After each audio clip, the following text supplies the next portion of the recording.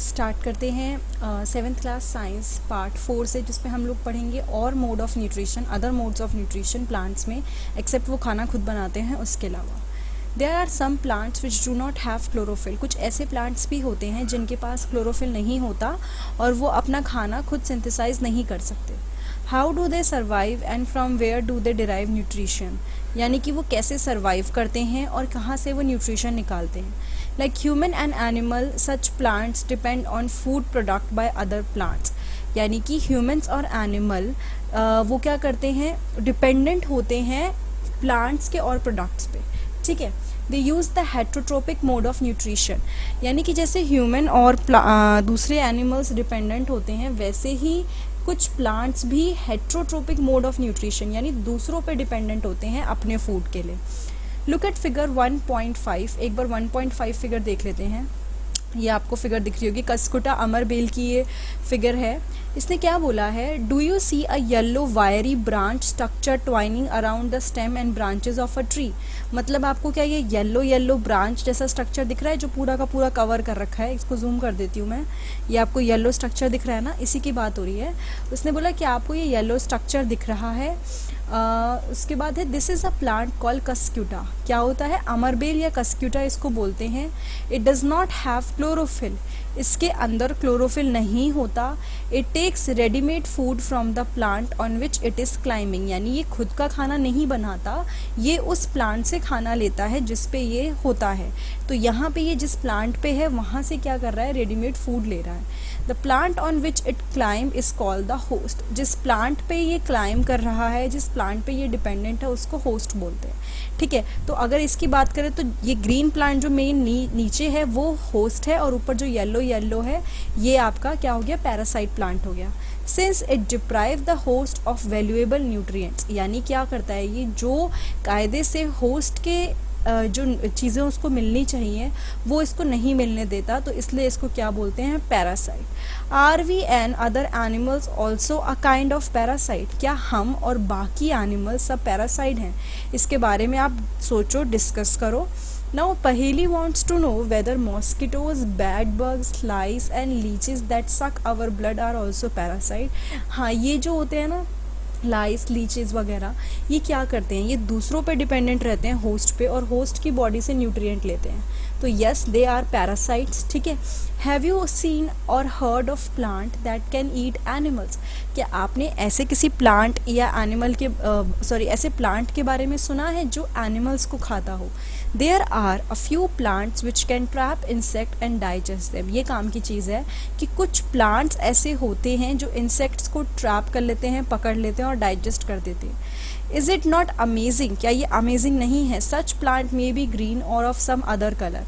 ये क्या होते हैं, ऐसे प्लांट्स ग्रीन कलर के होते हैं या किसी और कलर के भी हो सकते हैं। अब 1.6 में यहाँ पे आपको एक देखो, ये दिख रहा है।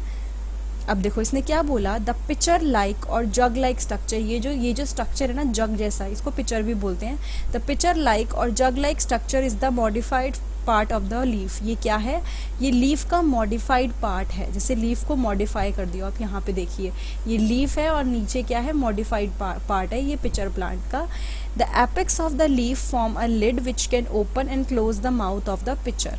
ये जो बिल्कुल लीफ का कोना है, ठीक है, एकदम लीफ का कोना, वो क्या बना रहा है, ऐसा एक फ्लैप बना रहा है। फ्लैप मतलब जो उसको कवर कर सके पिचर के माउथ को और उसके बाद खोल सके।